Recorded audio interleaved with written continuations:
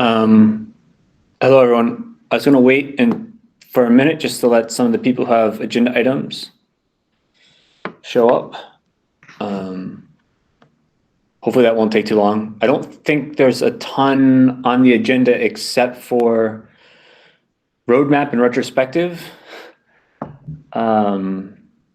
discussions. So hopefully we'll get to those quickly, but I think Niraj should be on shortly and John Howard should be on shortly as well. And I'll ping him just to see if he's coming.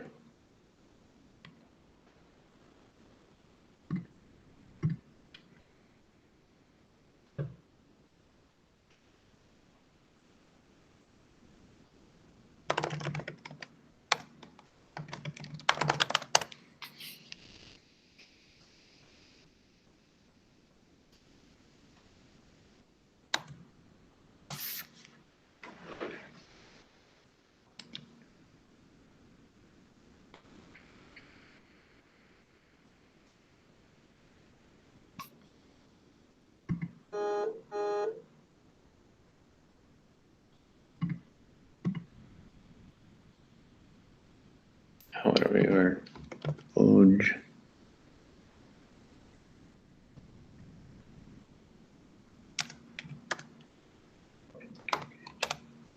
Sorry, I think I was in the wrong meeting. I'm here.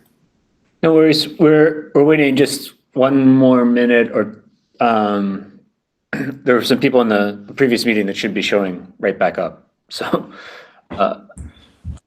wait. Oh, there's Mandar. Yep. Did Niraj rejoin? Sorry, I can't see.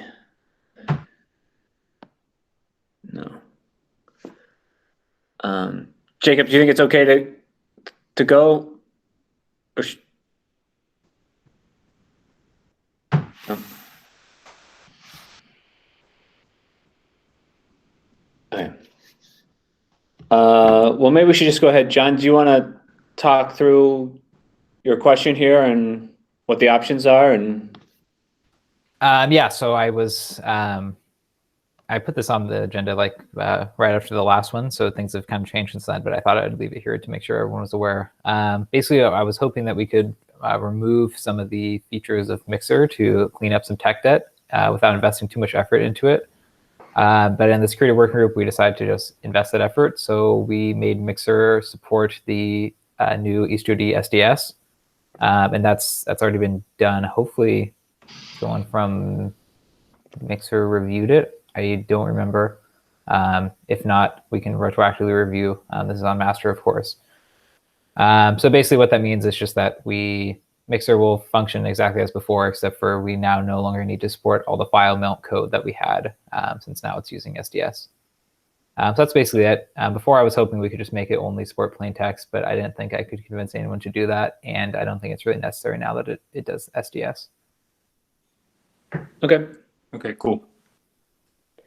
So I think that's the important thing there is that we are supporting Mixer until 1.7, which means that any investment that is kind of more forward-looking than 1.7 should not be made. But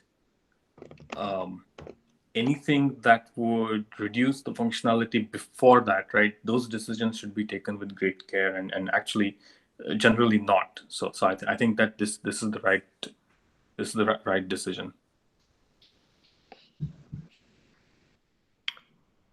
Okay. Is that a change in the bootstrap? Is that what this is about? Yeah, it's just a bootstrap change. No code changes or anything.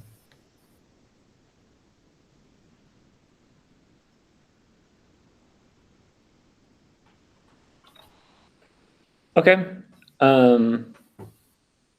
I think the next item, and don't know if Niraj is here right now, was we had talked, I guess, 2 weeks ago about moving to 9 a.m. Pacific. I sent the message on Discuss. I don't think that I had seen any updates or people saying, no, please don't do this. So is everyone okay with moving the time up a couple hours to better support people in different time zones participation?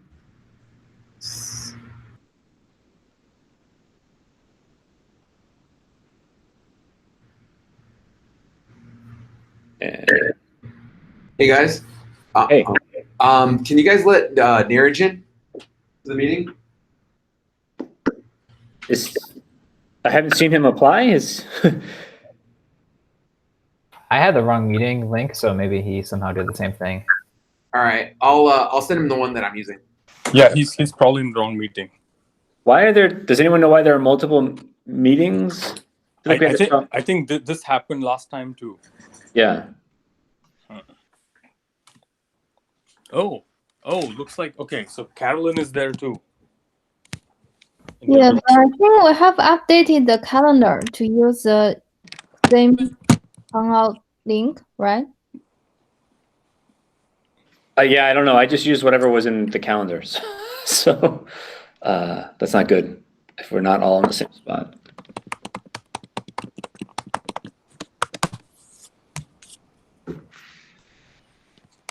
Niraj, you here? Hey, Niraj.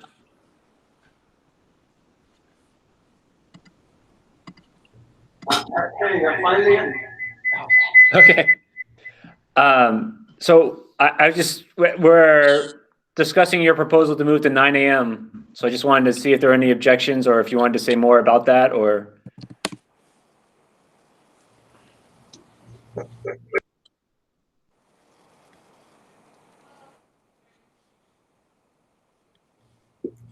Yeah, I mean, if it would be good if we can move it. I'm not sure if anyone has any objections.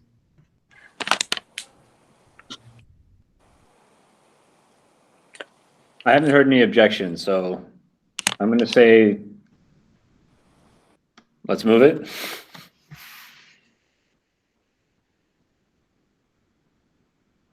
Okay. Yeah, let's move it. Well, as long as we're working from home, it's going to be very easy. Yes, exactly. After that, we will see. But I think it's okay. Okay.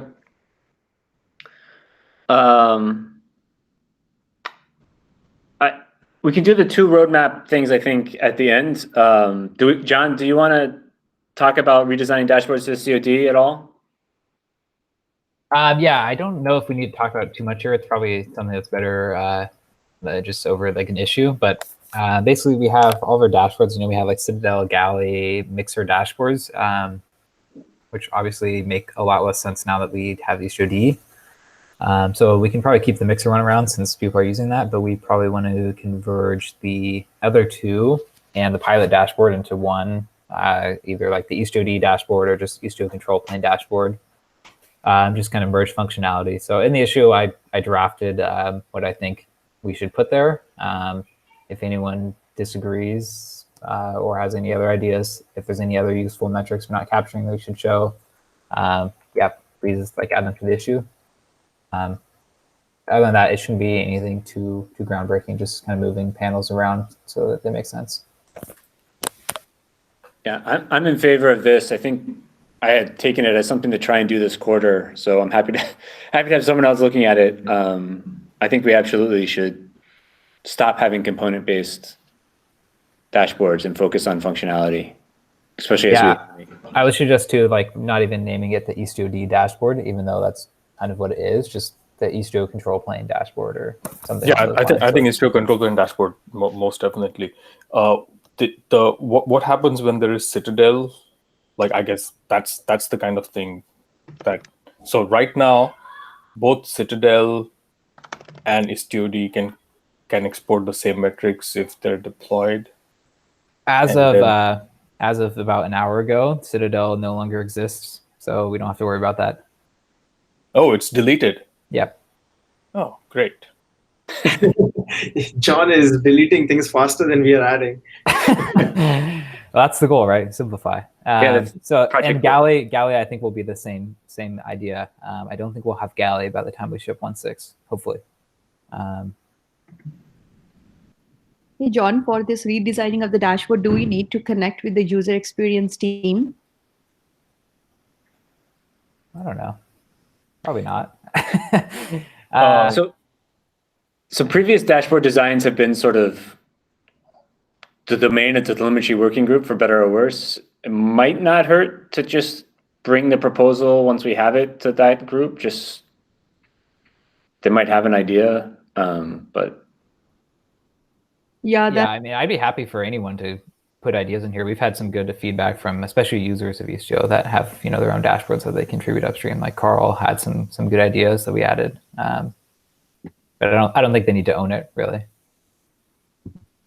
okay, maybe once you're ready, we can do that. Also, during the user experience, I mean, it may not be connected with this meeting, but I think there were some discussions on overlap between the environment and the user experience. We can take it offline too. So I think it's a good idea to discuss with them.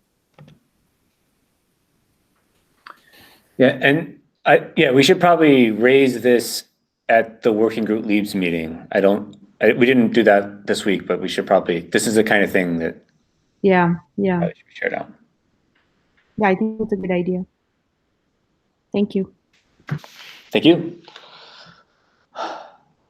Okay. Well, to keep things moving, Mandar, did you want to provide a summary of the brainstorming discussion? Yeah, so we have a request path classification KR and also, well, sorry, on the 1.6 roadmap, it's marked as a P0, and we had a working call for that. So what we have decided right now is to take a two-pronged approach. One is to document and just work up to create a solution based on whatever exists today to make this sort of request classification possible.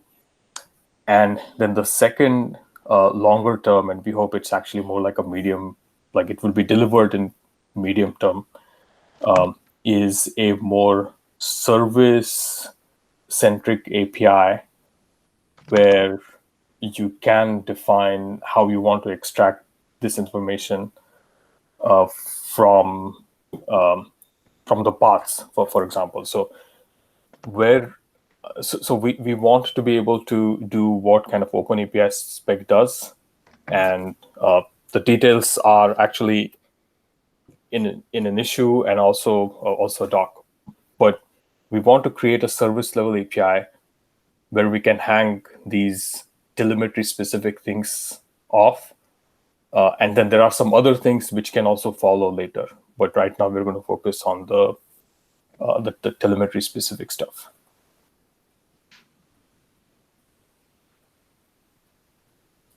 Okay. So, Mandar, And we will bring that to the security working group and then to the TOC fairly soon.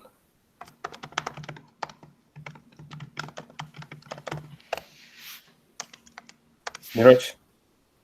yes, Mandar. So I think having a service-specific API, like we were saying, service-centric API makes sense. I'm still not sure as in when we lower this to Envoy configuration on the server side, where will this live? We don't have a spot there also for it. Like there is a user-facing API which is missing, and there is an Envoy API also which might be missing, right? So I don't think the Envoy API is missing, right? So for example, we need to deliver this ultimately to the stats filter, right? So we need to deliver this to the stats filter on the server side and ask the stats filter to do classification. And there are two ways that stats filter gets its configuration. One directly fed to it, and the other is interpersed as like route metadata or other metadata inside the routes themselves. So we already have two mechanisms of conveying this information to the stats filter, and as part of this, we will choose one, which is also the reason why we should be able to prototype all this just with Envoy Filter API and say, okay, here is your Envoy Filter API, and Stats filter works, yeah. Right. Okay, completely makes sense. Thanks. Okay, any other questions, concerns about that rough approach?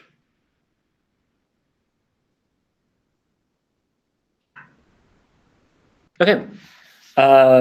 Jacob, did you want to talk about integration testing policy? Oh, sure. Yeah, I'll just speak from Neeraj's laptop. All right. So yesterday I put up a PR to put an integration test around a regression that was had in telemetry v2. The gist of it is I'm reaching out to some external URL to actually hit like black hole and pass-through capabilities. And so there was a discussion that was had of like, okay, should we use the sidecar scoping API to actually address this so that we're not reaching out to an external URL and whatnot. And I just wanted to know like what is the resolution, and as far as like one, should telemetry integration tests be in their own kind of telemetry package, because there was concern about adding kind of telemetry testing to pilot. So that's one. And then the other is should we actually try to use other APIs within Istio as we're doing integration testing, kind of around telemetry testing, because I'm assuming in the future we're going to continue having kind of more of these kind of use cases, and maybe that's presumptuous of me, but what are people's thoughts? And just so I can kind of incorporate this back into this integration test.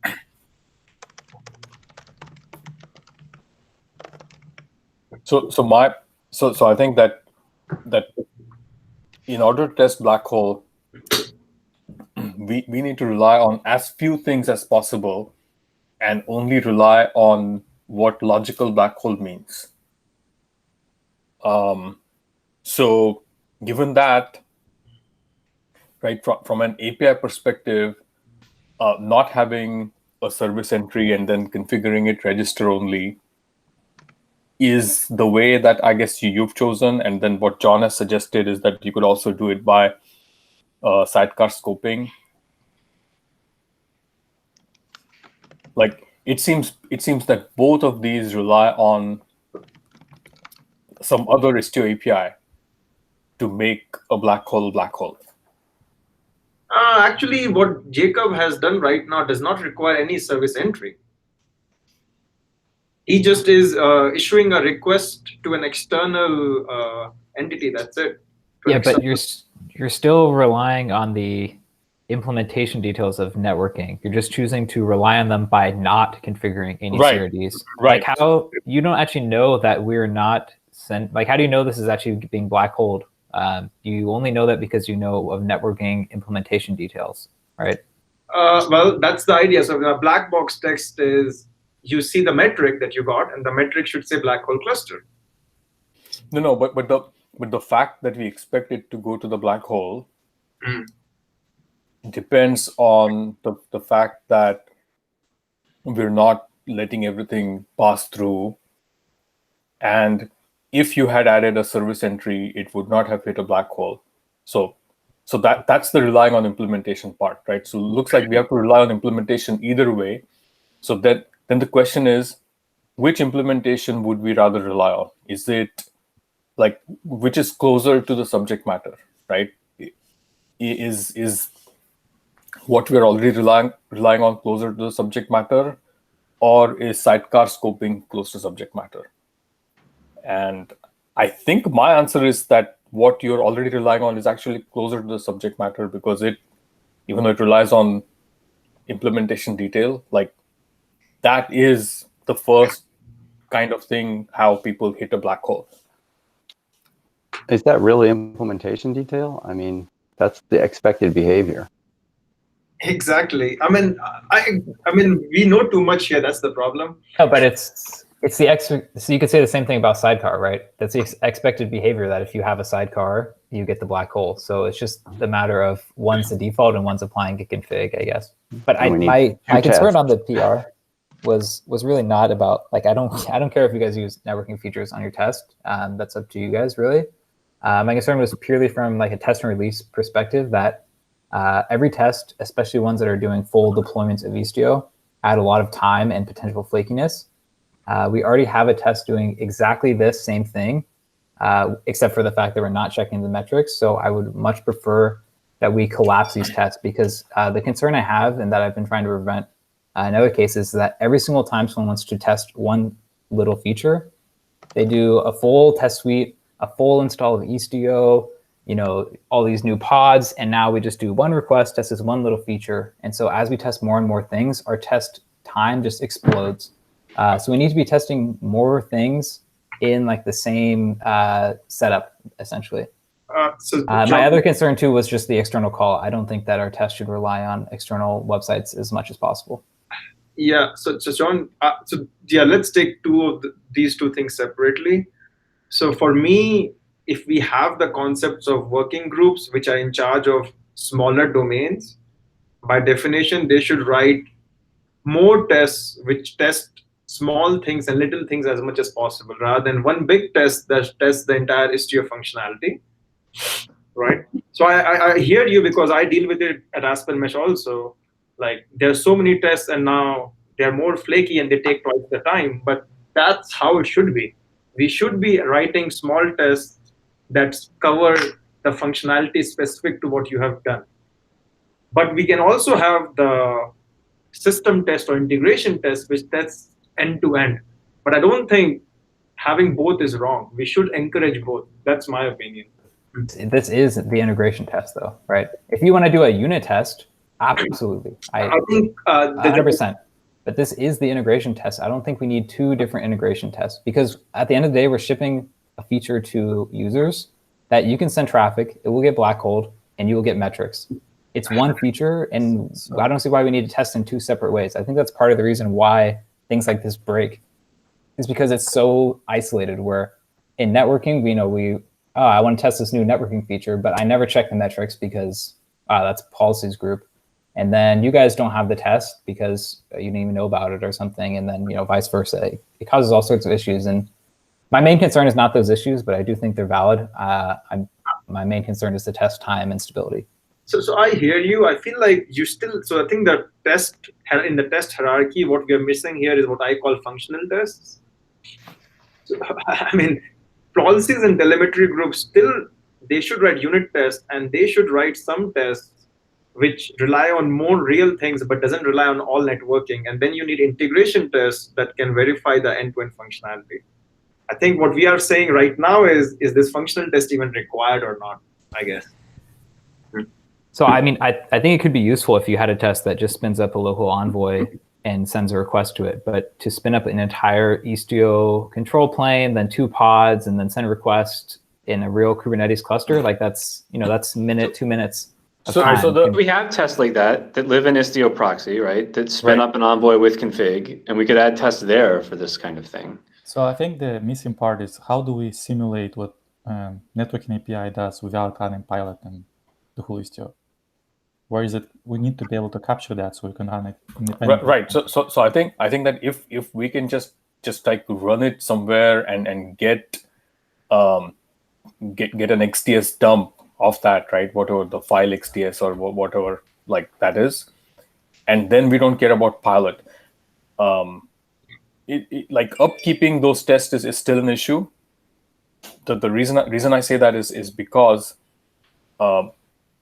we don't have an explicit way to denote a black hole, and I think Kuat has raised this several times before that there is no data plane definition of a black hole.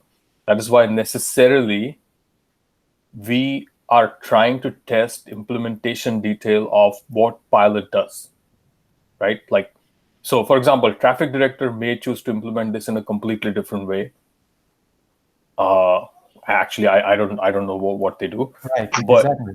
But like whatever the 502 direct response may not be the way other things actually do it. So if we put it in Istio proxy, then I'm not sure what exactly we will be able to test here, because we are testing like pilots specific behavior here, especially for this test. Well, we need a contract, right? We need to be able to say the pilot needs to generate certain shape of XDS for black hole traffic, and that's what we assume. Right, but that can be done. I think that's what someone else was saying. That can be done with a unit test, right? Test pilot to generate that config. Separately, test that config in an envoy and see the metrics behaved. Right, so those are two separate isolated tests that are small, and then a third test that just joins the integration test to see the whole thing working, right?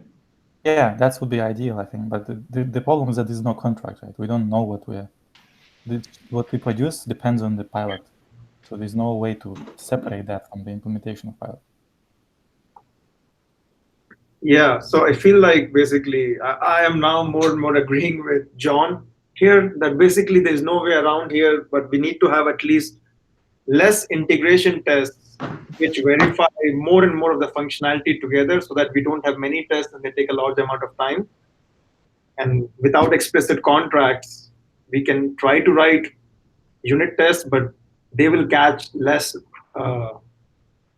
things, because when the API contracts break, you won't catch them. You will only catch them in integration tests. Yeah, so I mean, that's sort of the approach we took on end-to-end tests that have now been killed. At some point, it was the same sort of decision where we said, all right, spin up a cluster and do everything you need to do in it, and then look for the metrics. And yeah, I would be supportive of that. Plus, I want to kill the Mixer integration test path. Like, this test shouldn't live inside of Mixer anymore. So I support that as well. Okay, so Jacob, you have enough to make. Let's summarize what he has to do to make progress on this PR, I guess. Yeah. So Istio proxy. Sure. You want to talk out loud? Yeah. So if I'm understanding everybody correctly, we're going to be writing Istio proxy unit test. Not for this version right now. There is no contract, so it's used. No, right. Yeah. Not for this. Okay. You're gonna extend the current integration test that John had pointed out. The one in pilot. Yeah. To just test for metrics. Okay. So that you're not setting up a new cluster again for this functionality. Okay. Is that okay, John? That's good. And then all the tests. That actually makes it a lot easier. Sorry. And then all the subsequent tests go there. So like that's the place where all the tests go. Well, you can move that existing test to Mixer or whatever folder you guys want to, if you want, as long as it's not duplicated. Is my only concern. I don't care if it's under a pilot directory. No. It's still not making sense then. So right, it's either one test that runs everything, and then we can figure out where it lives. Like, any new test that we want to add to telemetry, do we add it there or where? That's well, this one is specific to black hole, right? We spin up a cluster that has specific config to set the registry only mode. And so if you're adding another test, you probably don't need the black hole part. Actually, yeah, but we always need some networking, right? Sure. And pilot test lots different kinds of networking. So the question is, do we move each and every of our tests to those tests?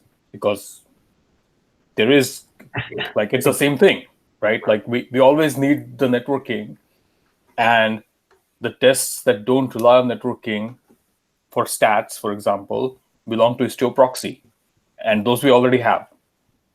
Yeah, that's exactly what Jacob was asking. It feels like what John is suggesting is if the networking configuration you need is already done as part of those integration tests, overload that and test your telemetry there. If it's a brand new thing, you can keep it separate. Yeah, that's not. Yeah. That's not a consistent message at all. So I agree. Either we say that, okay, networking tests set up the framework and what we want to do, and then any other test, not just telemetry tests, can go in there and say, yeah, this is almost what I want. Here I add this one extra rule and I test my thing. Otherwise, it's going to be like this ad hoc basis, right? One test. So from a discoverability perspective, I find one test in like telemetry TUI, then I find another telemetry test not there, but in pilot TUI. So I agree with the goal, but we don't have a good directive yet. So, yeah, I mean, I am very much in favor of just doing it like we did the dashboards, right? And maybe this is a longer term approach, but we need to have a unified control plane integration testing framework and things attached to there, and we don't break it down by pilot or telemetry or whatever, right? And then we set up one mesh and we do things consistently across all the tests so that we know, like, that we have a set of features that are configured and tested in the same way for everything. My worry with that kind of setup is that if it breaks, we'll need experts in every single area to debug I it. agree. That was the concern. I guess at some point that's good because you need to at least validate collectively. And if it's broken, you better have people looking at it together. Right. But Well, it should not happen regularly. If you need to make it the last step of defense, it should not be the only test. yeah. Okay. So any suggestions? We are still stuck then. For this point, think we can do what we outlined, saying let's overload the current test, but the broader picture is still very unclear to me. Well, so the test now, I mean, this was a much bigger problem when tests weren't stable, but I believe we're now at a state where we have stable testing, right? Or we're much better than we used to be, at least. Yeah, it's fairly good at this point. And so, yeah, I'm less worried about everything breaking and us not knowing why than I used to be. Especially as the number of components have minimized, the number of moving parts seem to minimize. Like, you don't really, I don't know.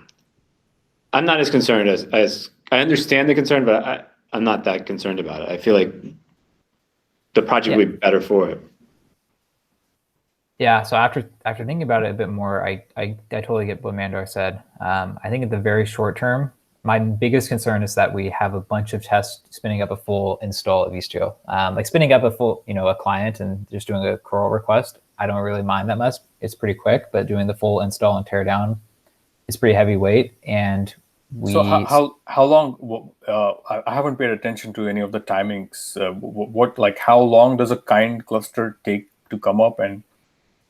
So how it works is there's a bunch of test suites which are based on the top level folders like security, pilot, mixer, whatever.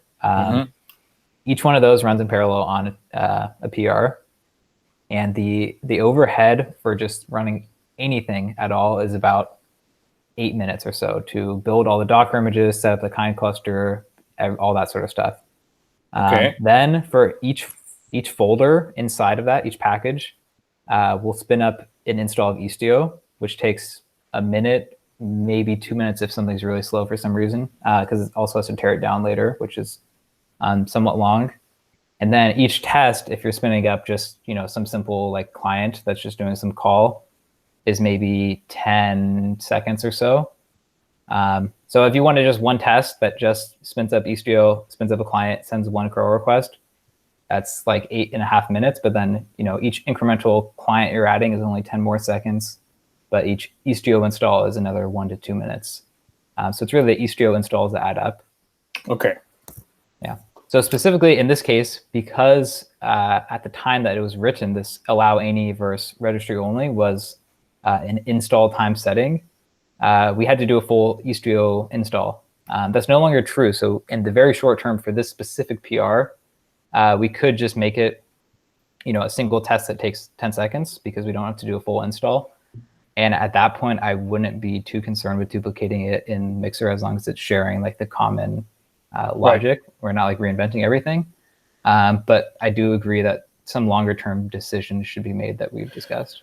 So. Okay, so I think that if we can change the registry only setting, right, which does not require a full reinstall, then the test does not have to move from its existing location, which is consistent with just discoverability. And then once we have a plan of what we are going to do with overall tests, they can move there. And then that way we satisfy both requirements for now. So just to clarify, we will have the test in pilot, and then we'll also have the test in the Mixer folder. No. So right now, what I'm suggesting is that we only keep it in the Mixer folder, but it runs with the other stuff. Yeah. Right. And then it doesn't need to do the full reinstall, because now we can change what you just described, which is that registry only. We just change the registry only setting from allow any. Right. And so then, do we remove the pilot test that's doing the same thing then? That's up for grabs. I mean, I don't care about that test. What is giving you that right now? No. I think no, we shouldn't. It's again the point of discoverability, right? Like that test fails, and we see it on test grid, and it says black hole telemetry test failed. So the question is that signal enough to say what failed, right? So what we can do then is we can have this test just like have additional tests or additional assertions that say whether black hole is working, and then get the telemetry. And as long as we have two assertions. Yeah, I mean, it could have two steps, right? So it's like black hole test / traffic. Yeah, and then black hole test / telemetry succeeds. And then, I don't know, we could always add other stuff if needed. Yeah, I think that that works. Whether to get rid of the test from pilot or not. That's fine. I mean, I get it. More testing is better for now. Right. No need to, right. Except that no need to run the exact same test twice.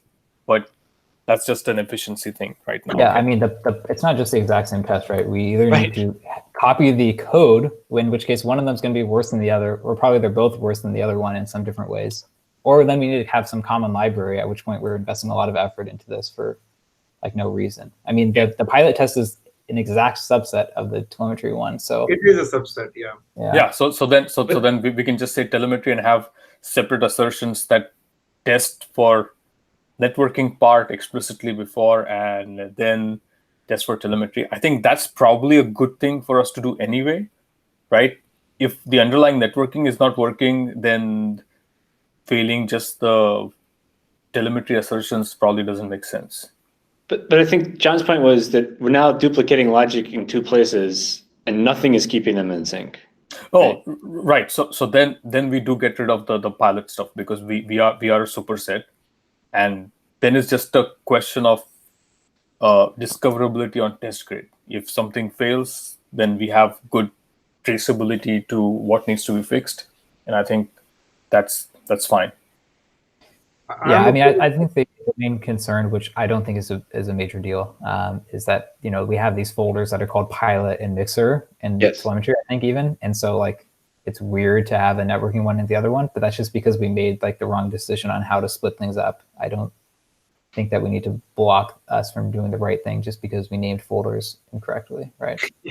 Right. Ideally, we'd have a folder that's named black hole with a set of tests in it, right? Yes. It's functional rather than component.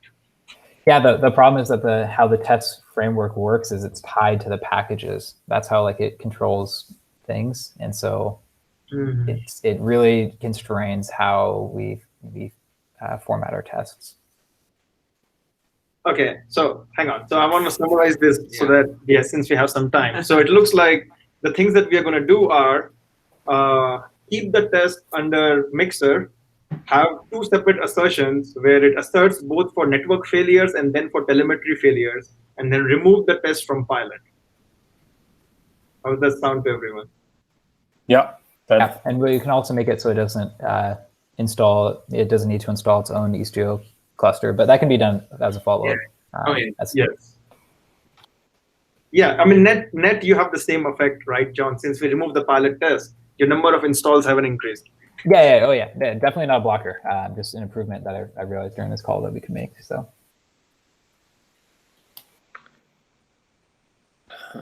and someone should take an action item to take a more holistic look at how we're doing functional testing. Maybe that's me.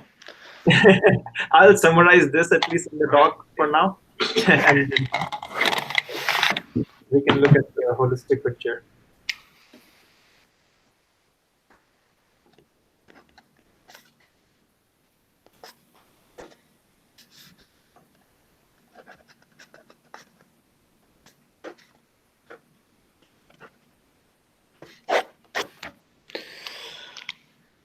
Okay.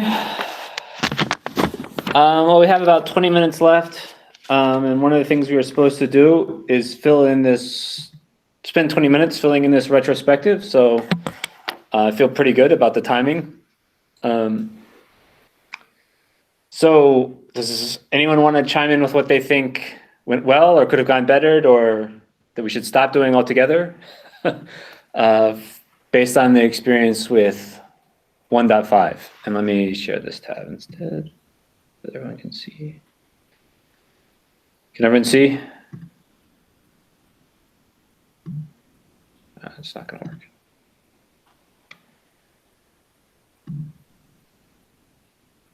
Any ideas here? So I think that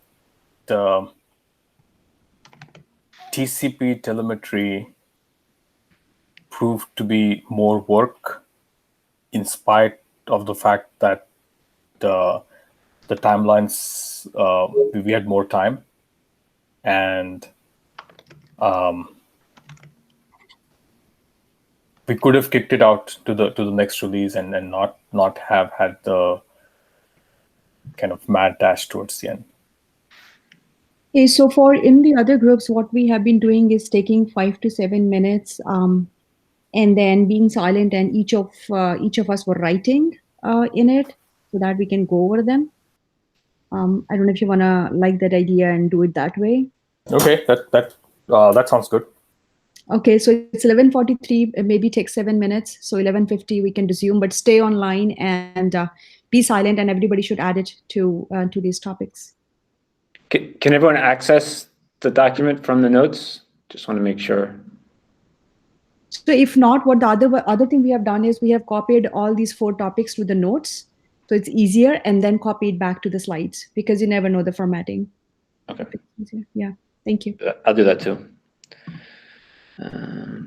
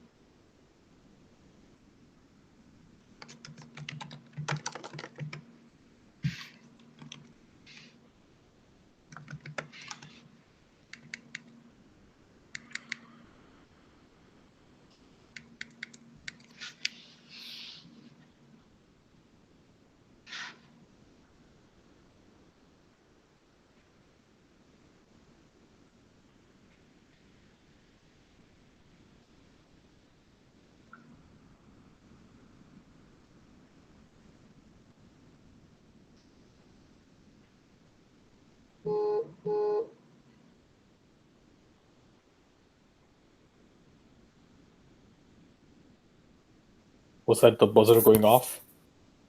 No, sorry, I think that's my phone. Oh, okay.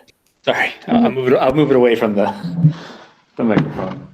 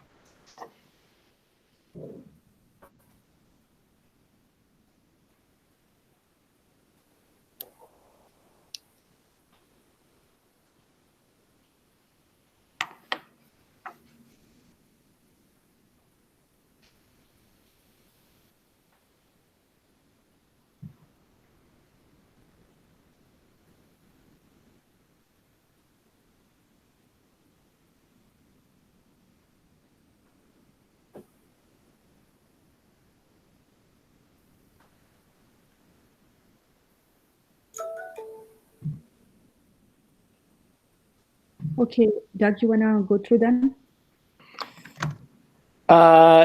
Yeah. So what we have is what went well.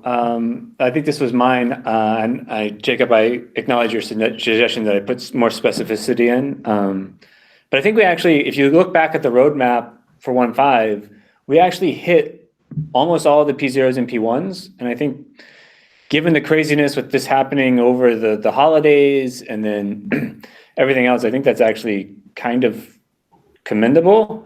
So thanks to everyone for all the hard work there. As someone else put in, I think that the path towards V2 telemetry and the Envoy extensions with WASM is really exciting to a large part of the external community, and it represents sort of several release cycles worth of thought and effort. And so the fact that that's well received, I think, is something else that we should celebrate. The performance gains, everything else that comes with it are also big win for the project. We had some long-standing issues and feature requests and things that we actually managed to address, and they were minor, but they had been several release cycles. I know Jay had pinged me about several of them, being like, hey, are we ever going to do this? And so I think it was nice to finally get some of that done. And we actually do a pretty decent job, I think, not just me, but also others, about answering questions either through direct messaging or on the channel.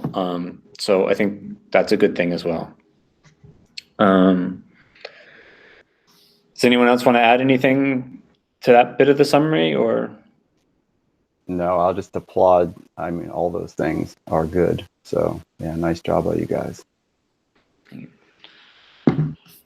So what could have gone better? I think TCP telemetry is one example. And the next line is basically the same thing. A lot of the work that we did ended up happening in the last few weeks of the release cycle. And I don't know, I still have to process, and others might have more input here on why that was the case.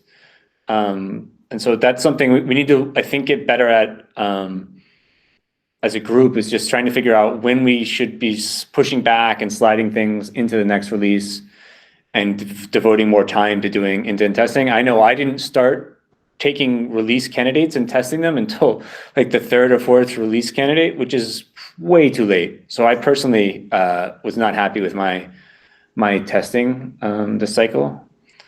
And I think, you know, the next line about scrambling, all the bugs that Niraj and Jacob and others sort of found with black hole and pass-through telemetry in the V2, like we just discovered those too late. I think we need to do better there, and that could have gone better. I think, Jay, you added this, and I think some of it's because we didn't tie the roadmap to issues maybe, and to docs, and maybe so we need to do better about making it clear what proposals are tied to which issues and which items in the roadmap. And that's maybe something we need to look at for 1.6. Jay, did you want to talk more about this? I mean, there's not really. I mean, it's just sometimes I'm saying I go back and I'm like, okay, what's coming and what's going to actually be in this release, and then trying to track down what it's really going to be, and then where the proposals are, and the just kind of like consolidating the info. And usually I can track it down. I just feel like maybe we can continue to make it more obvious, but I mean, it's not really bad. It's just a mild suggestion. Yeah, no, I think making it clear, especially, I mean, for the Kiali team and others, about how things are changing, and providing enough runway to deal with that is something we can improve. And then I think we've talked about this sort of in different forums, but so we made this decision a couple of release cycles ago to have protocol-specific status field, and I think everyone looking back may decide that wasn't the best possible choice. Is there anything more you want to say there too, Jay? Or I mean, this one, I mean, I was part of the proposal review too, so it's, this isn't really about blame. This is more about just a comment. So actually having to go then and figure out how to work this new field in to Kiali for support, you end up with this having to sometimes do these big OR queries in Prometheus, right? You're like, if the protocol is this, or if the protocol is this, then I have to use this code, and then I have to use that code. That's hard to do. So when I mean consumable, I mean, it would have been nicer in retrospect if that field that we had added was tied to the protocol, right? So if it was a request protocol of HTTP, the response code would have the HTTP status in it. And if it was a gRPC protocol, it would have had the gRPC status in it. It's totally like a code level comment. Yeah, it's very important though, right? And I'm glad that you're like making it explicit here. But this is more of a design review or retrospective. But I think absolutely, we should, I understand. And if we need to do something about it in the future, then we should kind of take it up separately. But it's a comment only for like potential future additions of fields. That's all I'm trying to say. Not to gripe about this one in particular. That's all. Okay. Does anyone else want to talk about any of the what could have gone betters while we're here?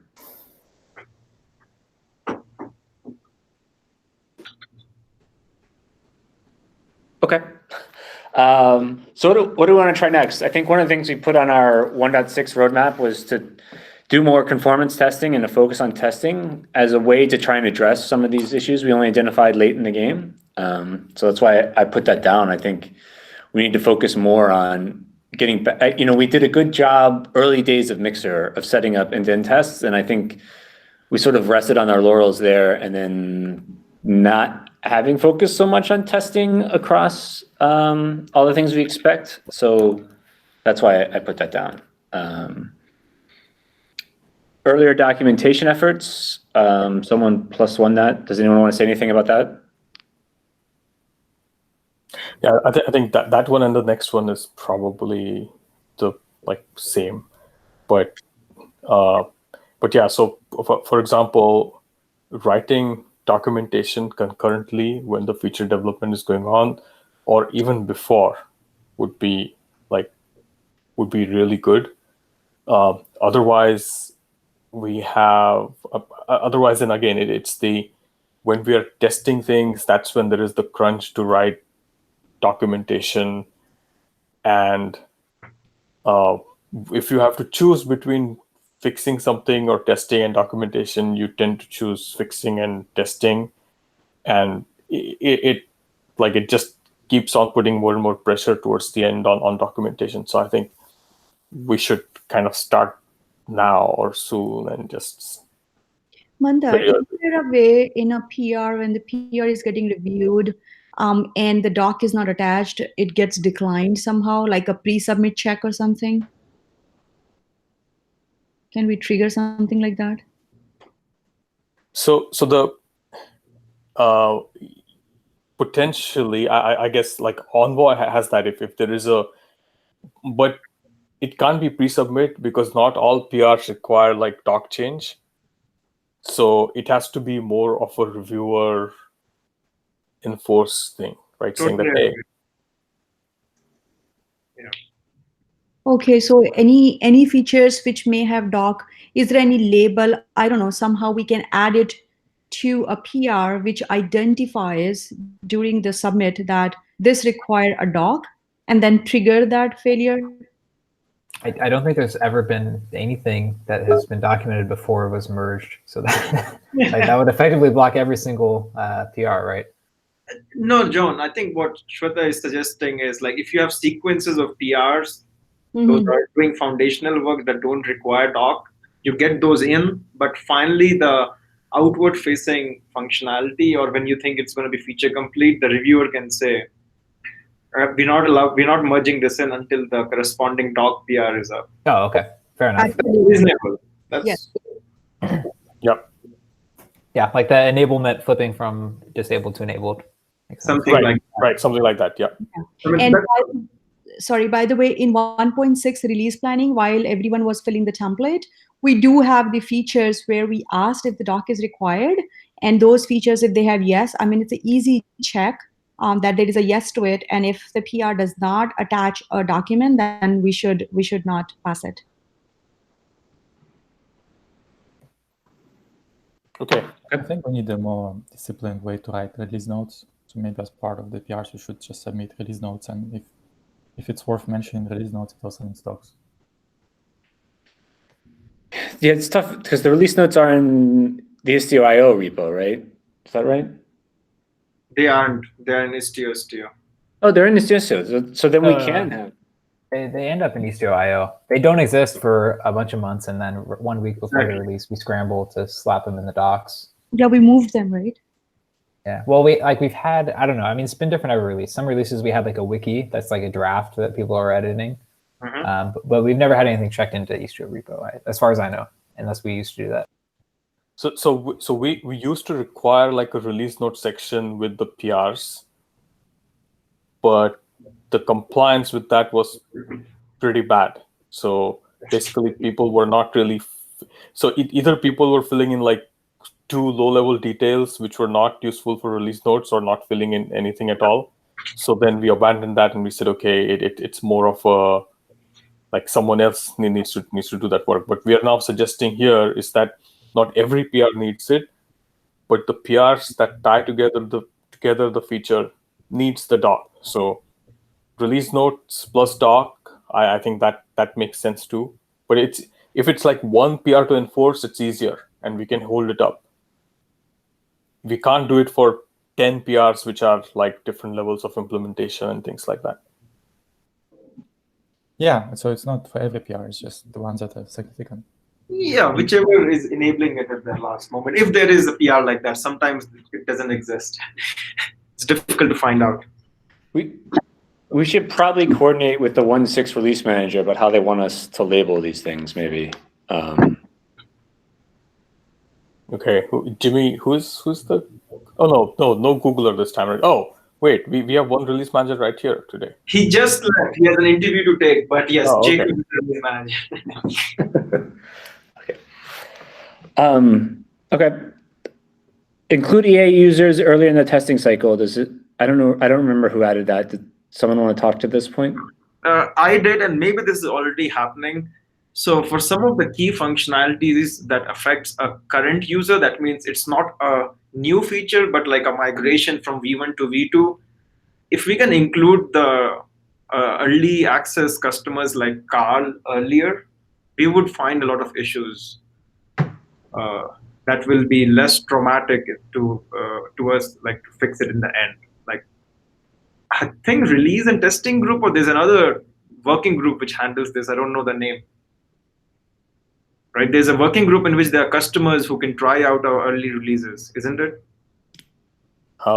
There is a working group like that? Either there is a work, or maybe it's part of the release and test group. I don't know. I mean, I know Carl's company, and he's part of. Yeah, we got Carl to try out some new things in the test and release, and Yeah, so he's tested some things, but it requires us making things easy to easy to test. So hopefully, like with the multiple control plane, that will be a little easier because you can more easily throw something that may be absolutely horrible and blow everything up without breaking your whole cluster.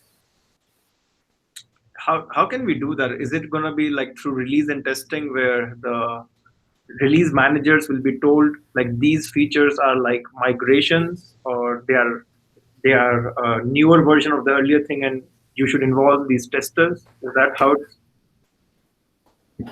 Yeah, the only person that I've really seen that we have actively worked with on trying new features really is Carl. So there's really only one, but it would be great to get, I don't know if Kubernetes does like a more formal early program other than just publishing the alphas and betas and hoping people try them out. I mean, that's really the first step, right? Is making them available and potentially documenting how to use them and canary them safely.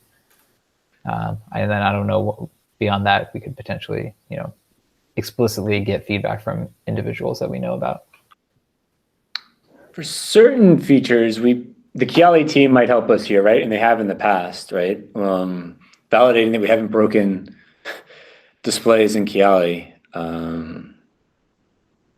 Yeah, I don't know. I don't have any other good ideas right now. Yeah, maybe I jumped the ship here. I mean, I thought this was already happening. So if there is no infrastructure for this, I feel like this has to come from top down, I guess. Like TOC should think about this as a first-class citizen, and then other working groups can work with it. Yeah. Yeah, I mean, you're talking about like a really early access, a formal program, whereas the thing with Carl is more of like he's part of the community. Yeah. Right. And right. So that's slightly different. Like a formal program would be that someone who is not as familiar or not as involved would also be able to pick it up. Exactly. I mean, like John was saying, we do publish the releases, but no one knows about it. No one knows what to do with them because there's no docs to test out the new features. Yeah. Well, so maybe as part of the concurrent docs development, right? When the new feature is there and a build exists with it, we publish to discuss or something saying, hey, we're looking for people to try this out before the release. That's another way we could solicit input. So the concern I have is it's very hard to find people to test, right? It would be better off if we do understand some customers who are desperately looking for a feature which we are planning to release. Those could be the best candidates to test those key features. Otherwise, like honestly, I am new to 1.5 and arranging 4 different testing days just to cover P0 was very hard because we don't get enough coverage.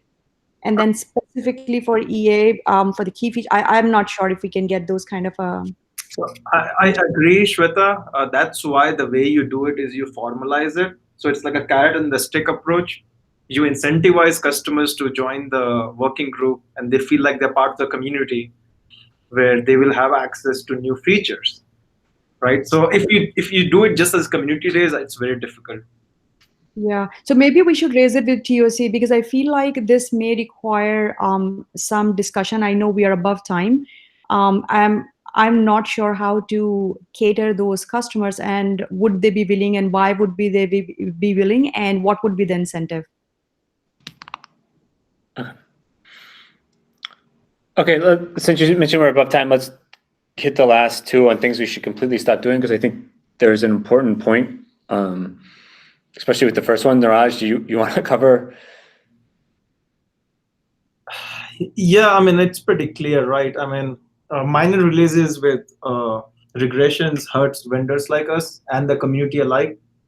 People don't want to try 0.0 releases of Istio anymore. They wait for 0.1, 0.2, 0.3, right? The patch versions. That's not good in general. So, and I don't know what else to add. Okay. Yeah, and then start implementation without holistic design or approval. So this obviously is not meaning we don't do any prototypes, but we don't start committing to the repo without design approval. Is that what we're getting at there? That's what I'm thinking. But maybe I'm overstepping the bounds here. Is that reasonable? I don't know. I mean, different working groups work differently. Like, so I see in networking working groups sometimes like there are commits going in there where the design has not been approved by a single person. And I don't know how to stop them. Well, now you're in charge, basically, right? So. Well, yes, in that group I can now. Well, but basically, I think as working group leads, I think for policy and telemetry, I guess it's up to you and Mandar and maybe Quad. I'm not sure who else is a working group lead to say, we haven't approved this. So if you're doing prototypes, it's fine, but we won't merge the code. Yeah, I mean, certainly we need to get better about that. I mean, this came up in other ways, right? On not even features, but like minor changes about making sure that everyone's on board with it before we do it. I don't know, Mandar, if you have any. Yeah, so I mean, for like anything that's major, yes.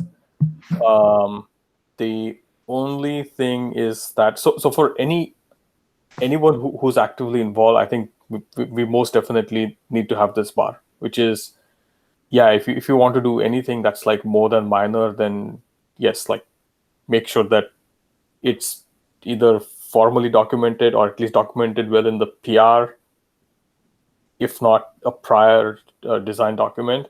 The only thing that I'm worried about is that getting new committers, right? Like someone does something, they may see this as an impediment. But I don't think new committers is our problem today. So Exactly. I'm okay with saying that yes, we are going to be strict, and let's have a document that's approved or fairly further along. Okay, I agree with that. Unless there's anything else we should talk about. I mean, I know, Niraj, you had prioritized 1.6 roadmap items on this agenda, but I think we're over time, and maybe that just has to happen out of band in advance of the next meeting. I don't have I mean, obviously we're way over time, so I don't want to take too much time on this, but just a note, in the environments group, we are kind of starting to head towards a path where at installation time, we're not configuring Istio configs. Like we got rid of mesh policy, for example, and now we're just recommending people apply the mesh policy just like they would, any other CR. Telemetry, of course, has all these Envoy filters now, so we should probably think about what we want to, like how we want that configuration to be managed in the future. Still very early though. Just want to bring that to people's attention. Okay. Okay. Is there a doc or something like that you can share? Because I understood at the very basic level, but what is in and what is out really, if there is something more, I would like to read. Yeah, that would be probably a good start. Yeah, like I said, this is very early. Okay. But yes, I'll create an issue with some context, and then please don't send PRs that already do it. Yeah.